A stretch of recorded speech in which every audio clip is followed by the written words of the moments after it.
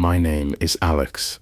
For 12 years, I was a park ranger in Blackwood County, a vast stretch of wilderness known more for its ancient trees and winding rivers than for anything out of the ordinary. I thought I knew those woods, every trail, every hidden stream, every animal track. It was my sanctuary, my quiet escape from the hustle of city life I'd left behind. But one late autumn night, just a few years ago, an encounter in a remote corner of the park didn't just scare me, it shattered my ordinary life into a million pieces and erased my entire past. To this day, the memory sends a cold shiver down my spine, a feeling that no amount of time or distance can ever truly diminish. The unsettling feeling clings to me like a shroud as the chilling images of that night replay in my mind's eye. That night, I was supposed to be at my best friend Liam's 30th birthday party. I was running late due to my patrol shift, but I was genuinely looking forward to it, especially since my ex, Sarah, was going to be there. I still harbored deep feelings for her and hoped to rekindle something special between us. That particular Saturday had been uneventful. A typical autumn day in the woods. The air was crisp, the leaves a riot of fiery colors, and the only sounds were the rustle of wildlife and the distant hum of my patrol vehicle. The excitement was building inside me, a quiet anticipation for the party. I was counting down the hours, watching the sun dip below the horizon, knowing I had only 2 hours left on my shift. My mind was already drifting to the laughter and camaraderie awaiting me back at the cabin. Just as I was about to complete my final check of the southern sector, my radio crackled to life. It was Ranger Dispatch Karen, her voice sounding a little more strained than usual. She wanted to know if I could head to a remote section of the park, deep in the northwestern sector, regarding a disturbing, unusual animal activity report. She then asked me to call her on my personal phone, adding that she had more information she wanted to relay privately. I acknowledged with a 10-4. My curiosity piqued. Ranger Dispatch rarely requested a phone call for routine animal complaints. I pulled over to a small clearing, the engine idling softly, and dialed her number. Karen's voice was hushed, almost a whisper, when she picked up. "Alex, this is going to sound incredibly strange, but a trapper, Old Man Miller, called from his cabin way out in the whispering woods. He's claiming he said there's a creature, larger than anything he's ever seen, moving silently through the tree line near his property. He described it as bipedal, incredibly tall, and covered in dark matted fur.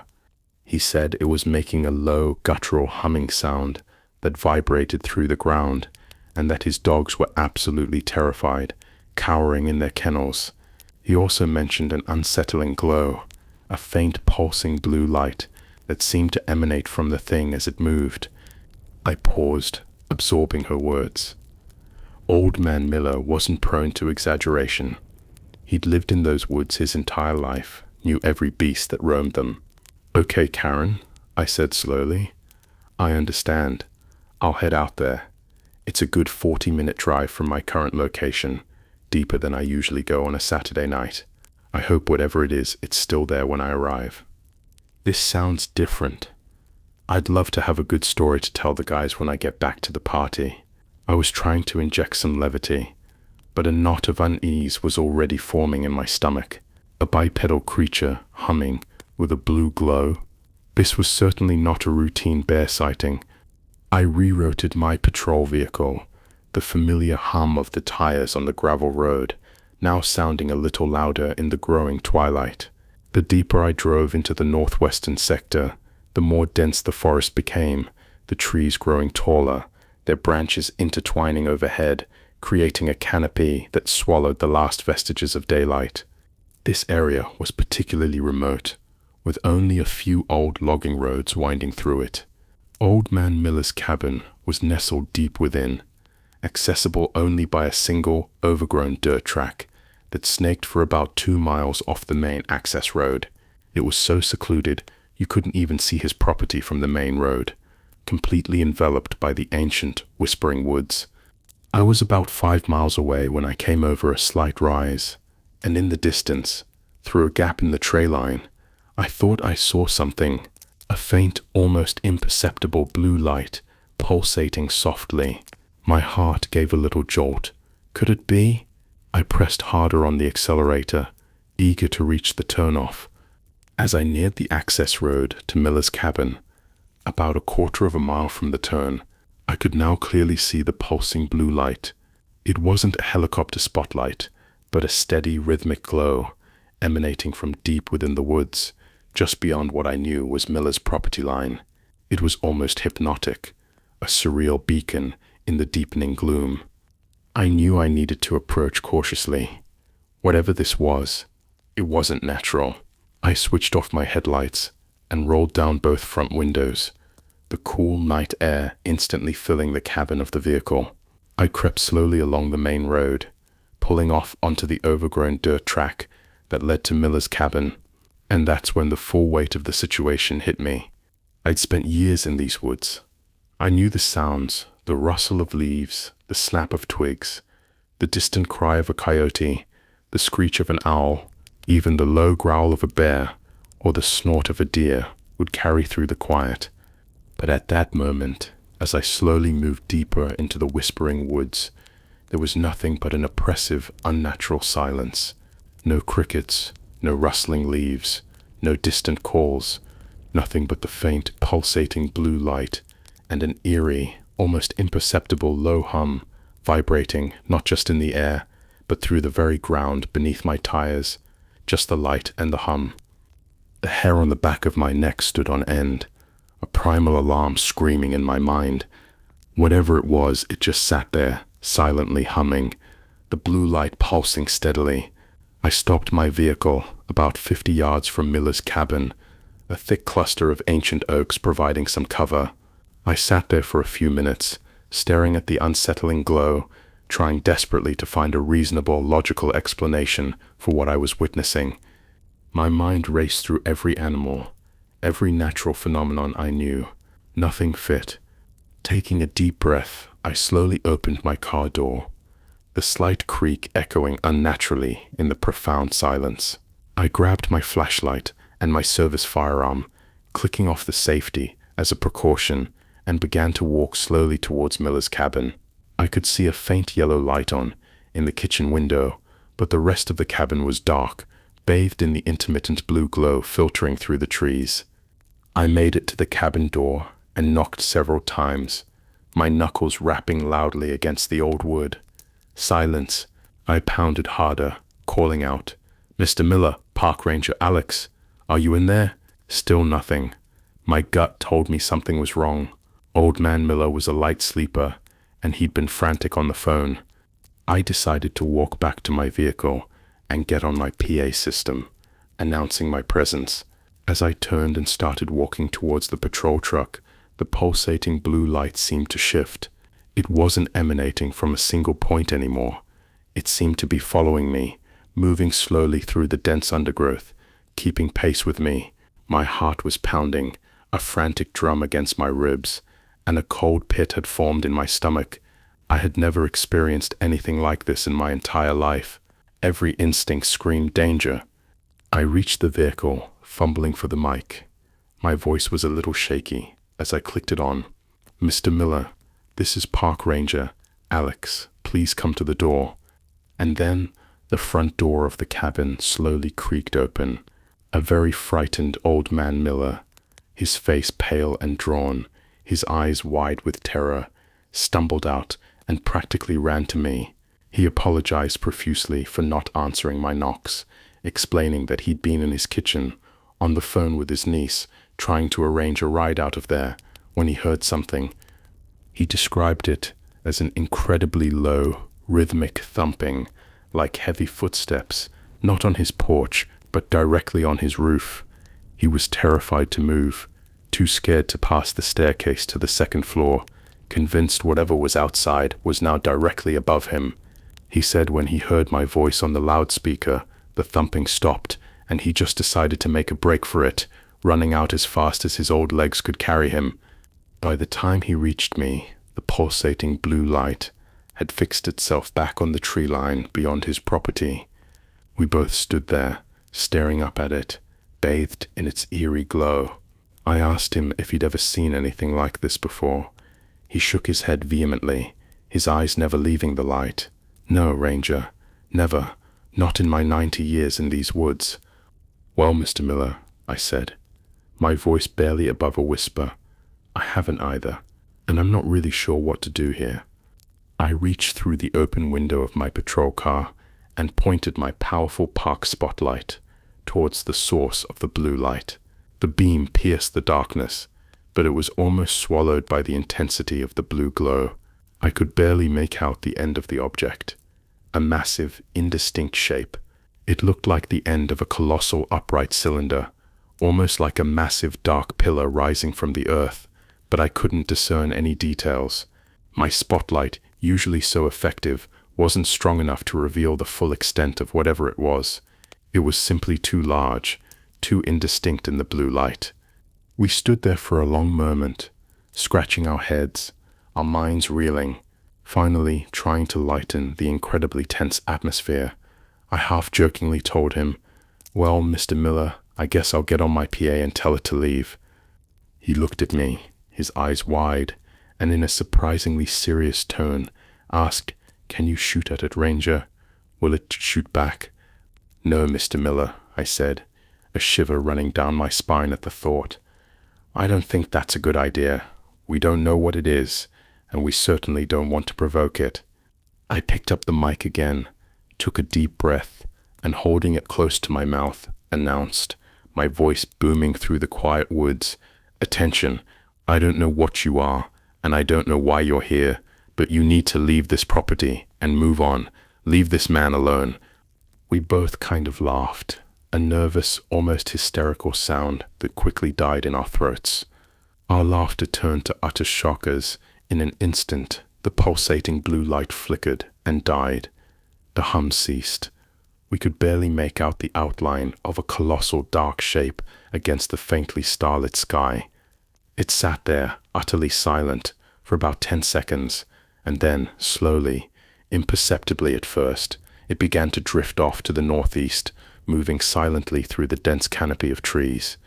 I could only see it moving, as it was blocking out the stars behind it, a vast black silhouette against the distant Milky Way. After a minute or so, it seemed to finally be gone, swallowed by the darkness of the whispering woods.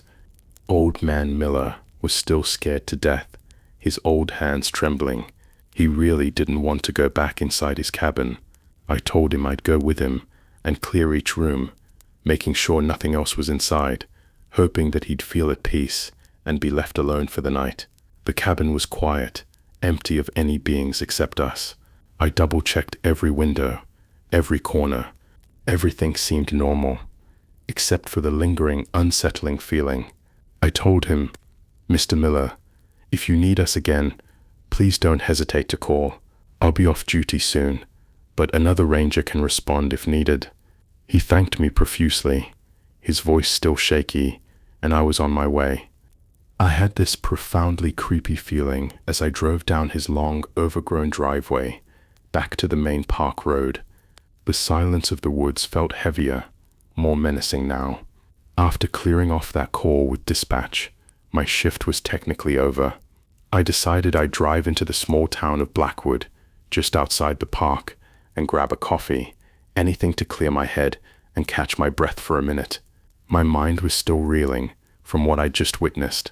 As I turned onto the main street in town, I glanced back in the general direction of Miller's cabin towards the northwestern sector of the park, and it was at that exact moment that I noticed it. The object was back. That familiar soft pulsating blue glow was visible again, far in the distance, but unmistakably there, hovering over the very area I had just left. A wave of frustration, mixed with a renewed sense of terror, washed over me. A sudden resolve hardened my jaw. I decided right then and there that I was going to get proof of this. Anyone who called me crazy after this night could be proven wrong by any evidence I was able to get. This wasn't just a weird animal sighting, it was something unprecedented, something that needed documentation. I radioed dispatch again, my voice urgent. "Karen, this is Ranger Alex. I'm returning to Old Man Miller's address. The trouble has returned. I need another unit, Karen, please. This is not a drill." There was a moment of static before Karen's weary voice came back. "Alex, I hear you, but unfortunately, you know how it is in rural counties. We only have 1 or 2 units out this late. The closest other ranger is 50 minutes out, and he's on a non-emergency call on the other side of the county. He won't make it in time.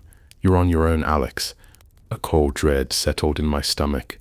50 minutes? That was an eternity. I hurried back to the road in front of Miller's property, pushing my patrol vehicle faster than I ever had before. As I came up to the spot before his driveway, I could see the pulsating blue light again, plain as day, illuminating the tree line. It seemed to have moved slightly closer, slightly lower. I slammed on the brakes, jumped out of my car, grabbed my digital trail camera from my bag. It was a high-end model for its time, designed for low-light photography and long exposures, perfect for capturing elusive wildlife, and quickly mounted it on the roof of my vehicle, aiming it directly at the area of the blue light. I took one picture as normal, using the automatic settings, and when I reviewed it on the small screen, I couldn't see anything but darkness and a faint blur of blue. Damn! I started adjusting the exposure settings, extending the shutter speed, and snapping pictures in rapid succession, hoping to capture something, anything. I adjusted the ISO, widened the aperture, experimenting with every setting I knew. And then, on the 7th picture, there it was, a clear, albeit still somewhat indistinct, outline.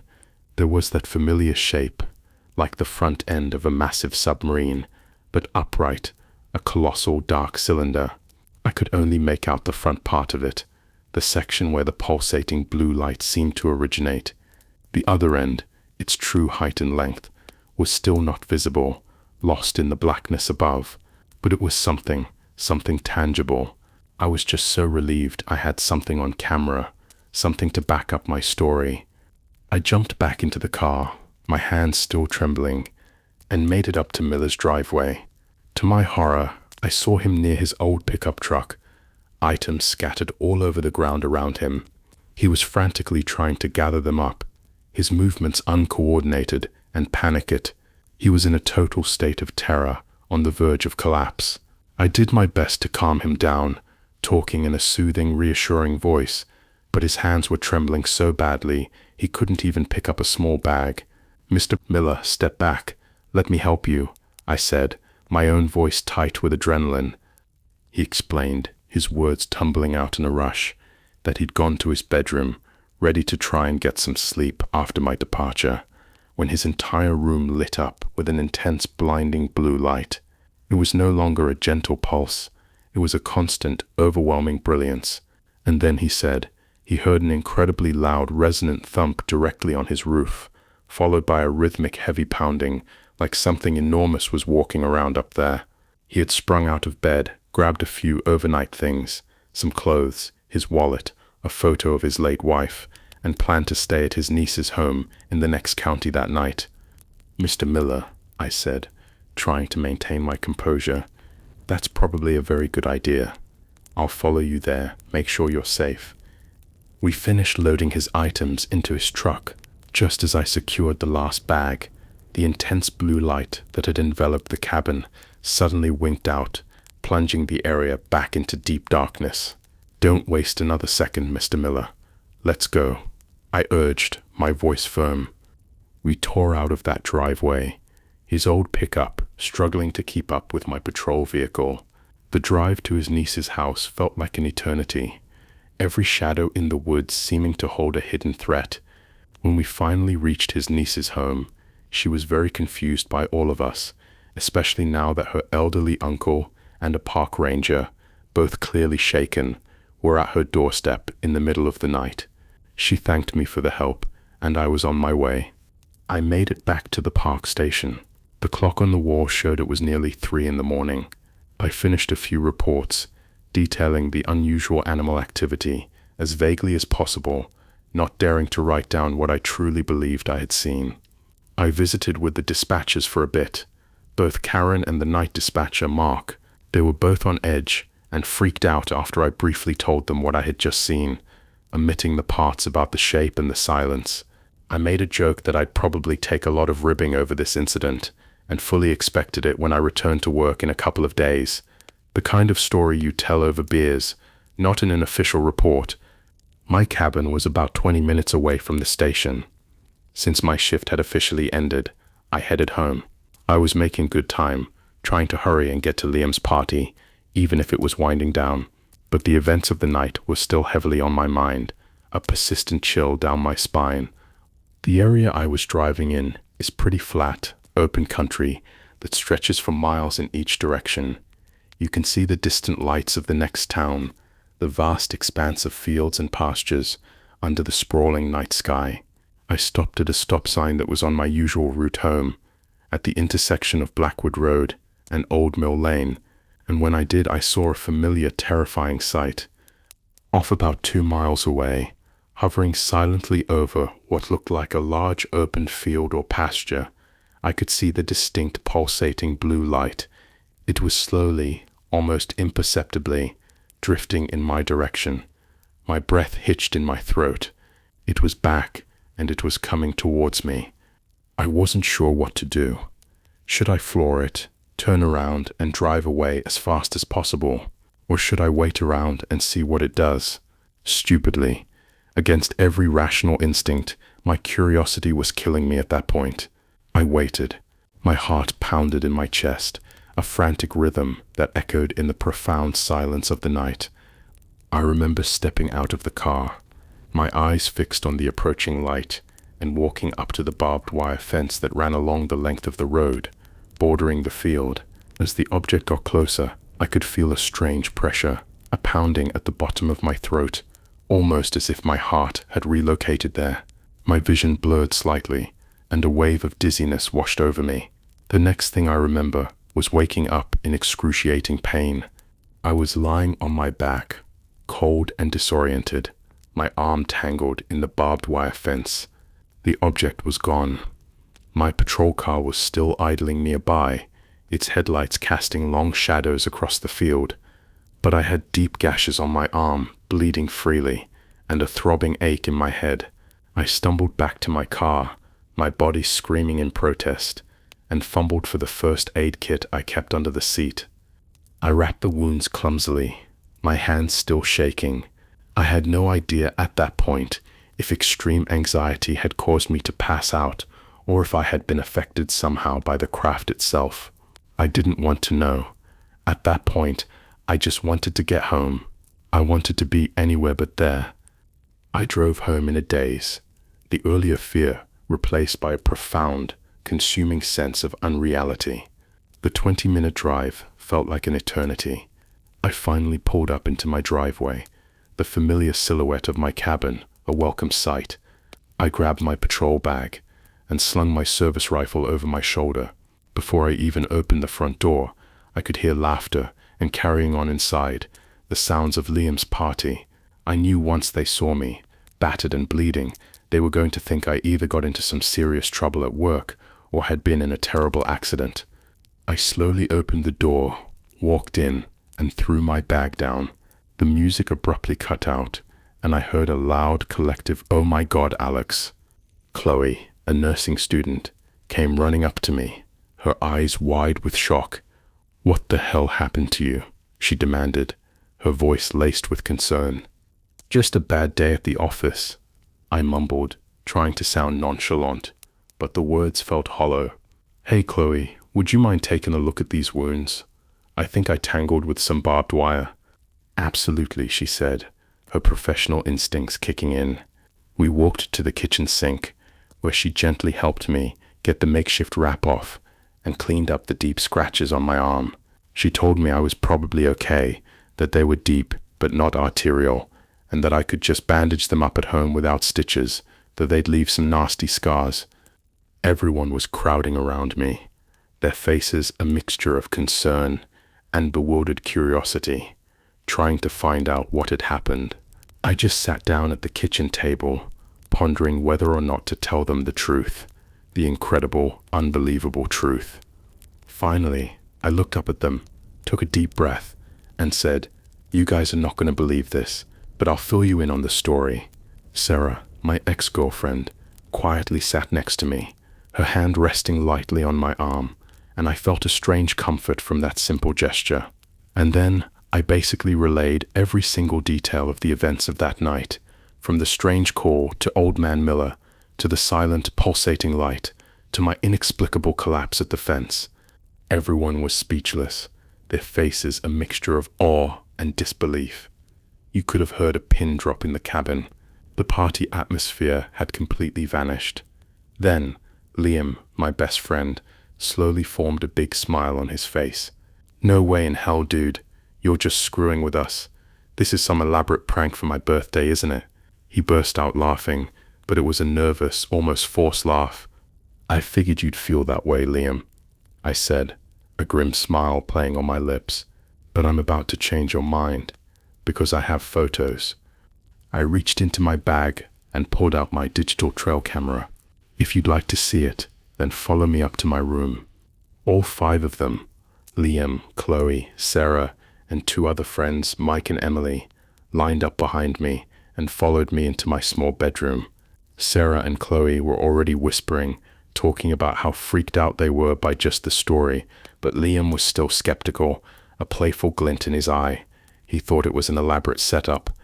I grabbed the cable and plugged the camera into my laptop, the screen illuminating the dark room. I started importing the photos, the silence in the room now thick with anticipation. There were 7 of them, and you could see in progression, from the first blurry shot to the last, how much more detail of the object came out with each adjustment. The final few images clearly showed the dark cylindrical shape, the faint blue glow still visible, but now with a clearer outline of its immense size. Everyone was in stunned silence, their eyes wide and mouths agape. Liam's smirk had vanished, replaced by a look of pure shock. "Holy smokes, Alex," he whispered, his voice barely audible. The first question they had, after a long moment of stunned silence, was from Sarah, her voice trembling slightly. "Alex, if it followed you home, it could have followed you here." "It could have," I said, my voice flat, the realization chilling me to the bone. Everyone just kind of looked around at each other, then back at me, their faces pale in the dim light of the laptop screen. They asked me what I planned to do next. "Nothing," I said, my voice firm. No way was I going to publish these pictures. I'm not going to report this officially. I'm probably just never going to speak of it again, outside of this room. I don't want to be that guy that saw and interacted with a UFO. I don't want to be ridiculed, or worse, investigated. I think they all understood that.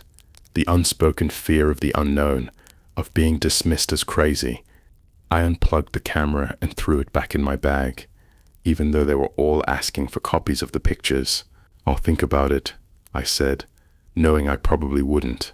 The images felt too personal, too dangerous to share. Everyone was scared to death now. The party was definitely over. They all said they were staying and not leaving. They were that frightened, afraid they would walk outside and a light would shine down on them. Then Sarah cried out, a small, choked sound. I asked her what was wrong, and she said she was supposed to house sit at her parents' house that night because they were out of town and had 2 elderly dogs that needed to be attended to. She was begging her friends to go with her, but none of them would. They were just too frightened to step outside. "I'll be glad to go with you, Sarah," I said, surprising myself with the offer, but seeing the terror in her eyes, I couldn't let her go alone. "We can stay there, or we can go and bring the dogs here." She shook her head. "They're elderly, and probably not a good idea to move them from the house. It would stress them out too much." But she gladly accepted my offer of staying there with her. She waited for me to shower and change, though the lingering, awful, creepy feeling of the night wouldn't wash away. I made sure to grab my patrol bag, my digital camera, and my service weapon. I followed her to her parents' house, which was just a few miles away, on the outskirts of the town. It was very dark when we arrived, a moonless night. I followed her through the garage entrance into the house. The house was also dark and cold inside, a stark contrast to the lively cabin. I couldn't shake that creepy, pervasive feeling that had been with me all night, an invisible weight pressing down. I told her I'd sleep on the couch or wherever, but she said, "No way, Alex, we're sleeping in my room, and that's that." Her voice was firm, a clear sign of her fear. I had a bit of trouble falling asleep, my mind still racing with the night's events, but I finally did, drifting into a restless slumber. I woke up abruptly around 3 o'clock in the morning, alone in her room. I thought maybe she'd just gone to the bathroom, but after about 15 minutes went by, the silence in the house felt too heavy. I decided to get up and see where she was. I turned on the lights in her room and the hallway, calling out her name. "Sarah, are you there?" There was no answer. I made my way to the living room, my heart starting to pound again, and just as I reached it, I heard the back door slide open. "Come out with me, Alex," her voice whispered, oddly calm. I asked her, "Sarah, what's wrong? What are you doing?" She said she'd had trouble sleeping because all she could think about my story. She said she had to see it for herself. I was kind of surprised considering how scared she was earlier, but there was a strange resolve in her voice. She asked if I'd drive her back to the same area I saw the craft, to the intersection of Blackwood Road and Old Mill Lane, because she just had to see it with her own eyes. I really didn't want to go back there at this hour. This evening had been eventful enough, more than enough for a lifetime, but she pressed on, and the truth was, I really wanted to get involved with her again. This shared trauma, this bizarre experience, was forming a strange bond between us. So against my better judgment, I agreed. We loaded up into my patrol truck, the engine grumbling to life, and started to drive back to the dark, rural part of the county, back towards the Whispering Woods. I was secretly hoping we would see nothing, that whatever it was had moved on, and I could just put this night behind me forever. I just wanted it to be over. After a half hour or so, we made it to the intersection where I seemed to have passed out. It was dark and quiet, the only sound the gentle hum of the truck's engine. A light, warm breeze blew through the open windows, rustling the leaves in the distant tree line. I showed her the part of the barbed wire fence where I'd cut my arm, the dark stains on the metal, almost invisible in the gloom. We stood out there, staring up at the vast empty sky, for what felt like an eternity. The clock on my dashboard slowly ticked past 4 o'clock, then 4:30 in the morning. "Sarah," I said finally, my voice weary, "whatever it was, it's now probably long gone. We should get back. We've been out here long enough." We started for the truck, the silence still profound, and then my stomach dropped. Sarah let out a piercing scream, a sound of pure terror that cut through the night. She was pointing towards a large open field directly across the road from us. I looked, and my blood ran cold. There, moving silently above the dew-covered dirt, were 3 distinct, pulsating bluish lights.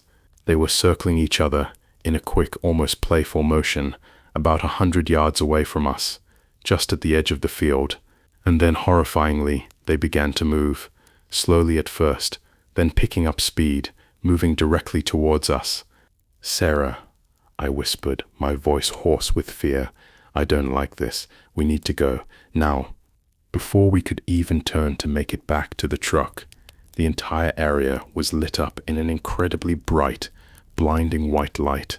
It was so intense, it felt like a physical force, overwhelming our senses, and what sounded like thunder, a deep resonant rumble, vibrated through the ground, shaking the very air around us. I don't remember much after that. A sensation of falling, a profound disorientation. The next thing I remember was waking up. I was sitting in the driver's seat of my truck, Sarah slumped next to me in the passenger seat.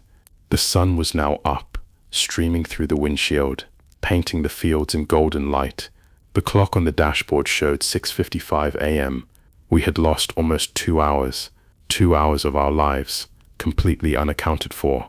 We sat there for a few minutes in stunned silence, looking around, trying to comprehend what had happened, what we had missed during those 2 hours. Sarah slowly stirred, her eyes fluttering open. She looked at me, her face pale, a question in her eyes. "Alex, what happened?" "I don't know, Sarah," I admitted, my voice hoarse. "I honestly don't know." She asked if I'd take her back home, to her parents' house. "Yes," I said immediately, my body aching. I was utterly exhausted, feeling like I'd just been hit by a truck, then run over again for good measure. I just wanted to get home and sleep. It was all I could think about. I drove her to her parents' house, the drive back feeling strangely mundane after the terror of the last few hours. I had to gently shake her awake when we arrived. She got out of the truck, her movements slow and stiff, and looked at me, hoping I had some kind of answer, some explanation for the inexplicable, but I didn't. We both agreed to meet up at lunchtime, try to make sense of all of it, try to piece together what had happened during those lost hours. I drove home in a daze, the strange, disconnected feeling growing stronger with every mile. I pulled into my driveway, and my blood ran cold. There, parked in my usual spot, was an unfamiliar, dark blue sedan, and my patrol car was gone. And this is where things got really strange. I stepped out of the truck, my mind racing. I looked around, thinking my roommate Liam might have moved the car to the street for some reason, but it was nowhere to be found. This was very unlike him. He knew he was not allowed to drive my patrol vehicle, and he certainly wouldn't have moved it without telling me first. A cold dread began to creep over me. I walked to the front door of my cabin, my hand fumbling for my key.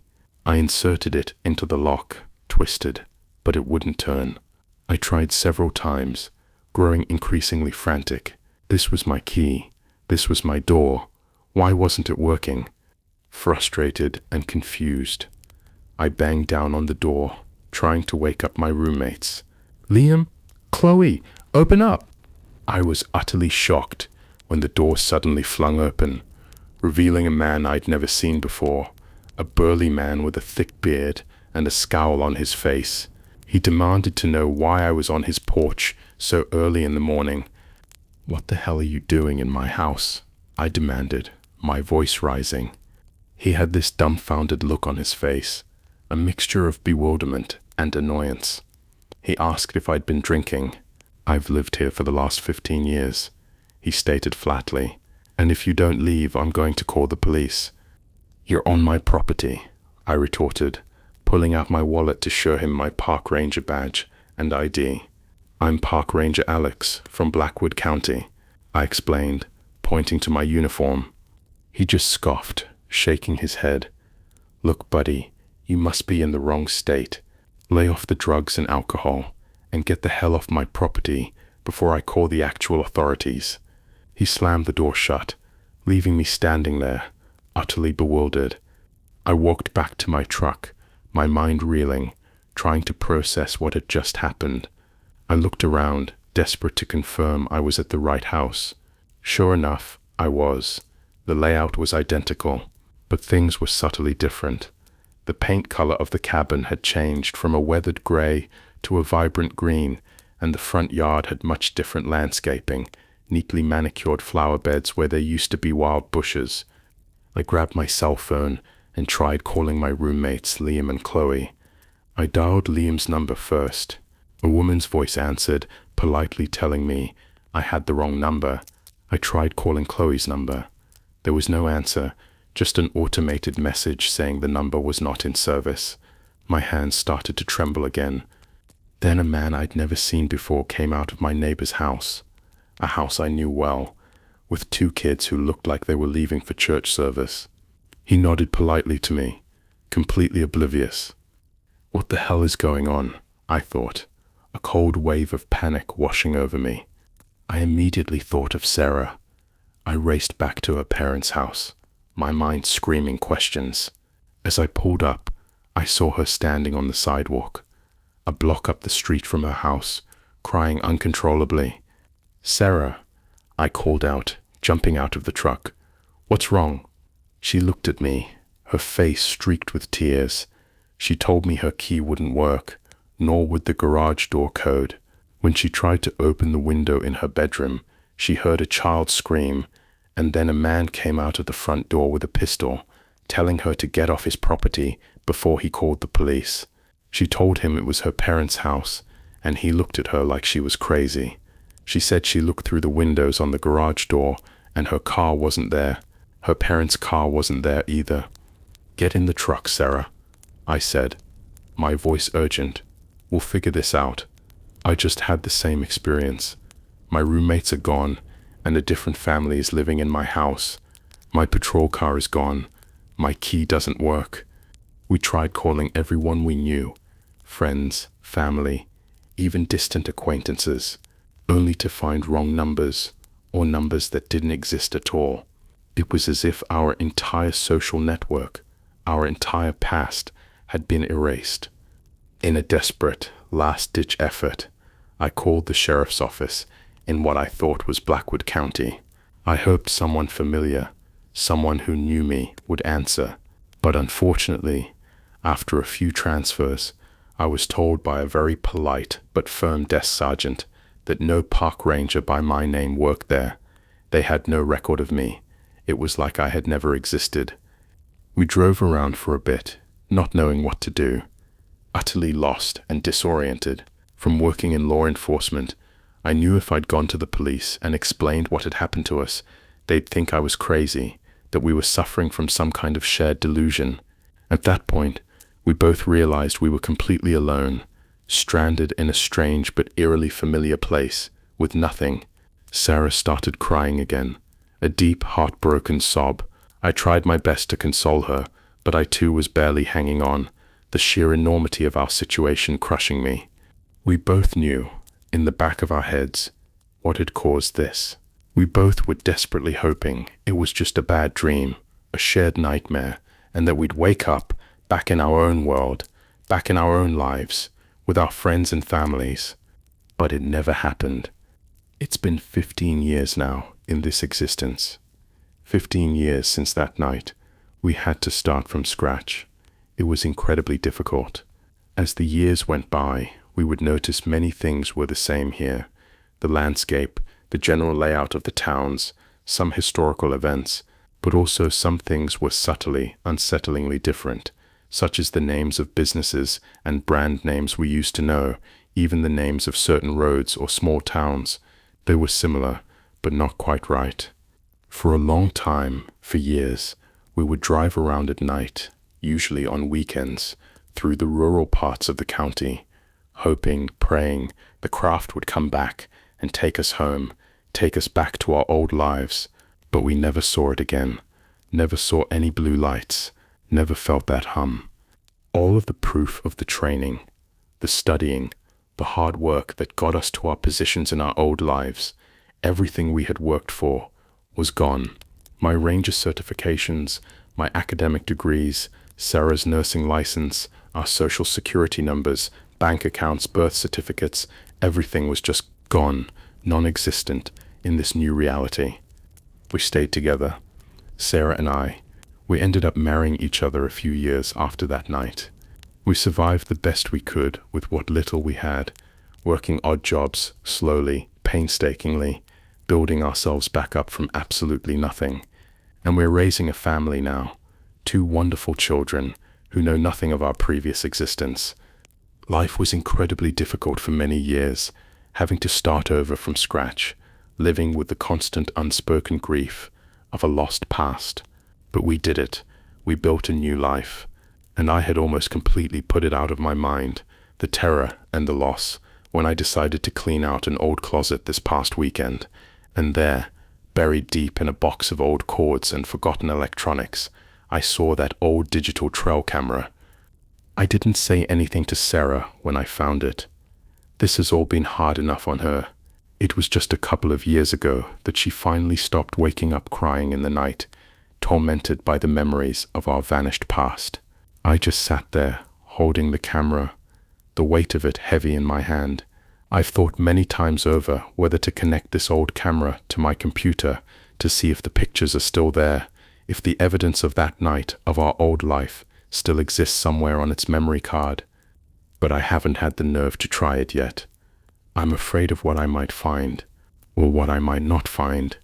I just really truly miss my friends and my family, the ones I left behind, or rather, the ones who were left behind, in another reality.